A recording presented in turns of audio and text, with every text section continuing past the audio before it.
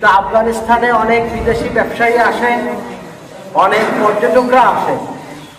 তো তালেবানের শাসনের আফগানিস্তানের যে আইন আছে, যেখানে পর্যটকরা আসে, যেখানে বিদেশিরা আসে, সেখানে তালেবানি আইন রহিত করা আছে একটি নির্দিষ্ট এলাকায়। এরকম একটা জোন তারা তৈরি করেছে। এইটা তাদের দেশের স্বার্থে, দেশের উন্নয়নের জন্য আফগানিস্তান সরকার এই সিদ্ধান্ত নিয়েছে। এই কথাতে আমি এটি বোঝাতে চাই যে একটি পর্যটন এলাকায় নানান ধরনের মানুষ আসবে, বিদেশিরা আসবে, হিন্দু আসবে, বৌদ্ধ আসবে, খ্রিস্টান আসবে। তার জন্য একটি নিরাপদ এলাকা যদি সেটি না হয়, তাহলে সেটি আসতে পারবে না। আর এখানে পর্যটনটাকে তুলে ধরা একটা গুরুত্বপূর্ণ দায়িত্ব আমাদের।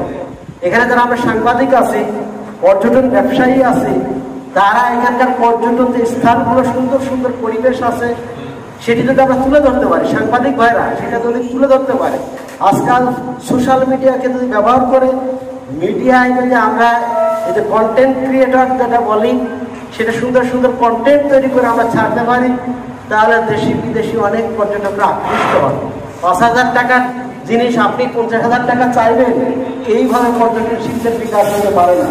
এখানে ব্যবসায়ীদের সততা, নিরাপত্তা এবং এখানে তাদের সততা, এগুলো যদি না থাকে, এটা যদি আমরা ছড়িয়ে দিতে না পারি বিশ্ববাসীর কাছে, তাহলে কখনোই সুন্দরবন কেন্দ্রিক পর্যটন শিল্পের বিকাশ হবে না। মূলত টুরিস্ট স্পট কিন্তু সুন্দরবন, আর সুন্দরবনে যাওয়ার সবচেয়ে সুইটেবল প্লেস হলো মংলা।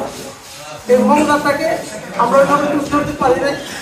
যাই হোক, যেভাবে হোক এবার সুযোগ এসছে, আমরা ওইভাবে তুলে ধরার চেষ্টা করছি। আপনাদের যে আন্তরিকতা, যে সহযোগিতা, যে মানে এই যে সহমর্মিতা যেটা আমি দেখলাম, তা আমার মনে হয় যে এটা উত্তরোত্তর এই অনুষ্ঠানে আরও সুন্দর হবে, আরও সাফল্যমণ্ডিত হবে। এবং এই অনুষ্ঠানের উপর ভিত্তি করে আমার বিশ্বাস এই মংলা ও সুন্দরবনের পর্যটন শিল্প আরও বেগবান হবে।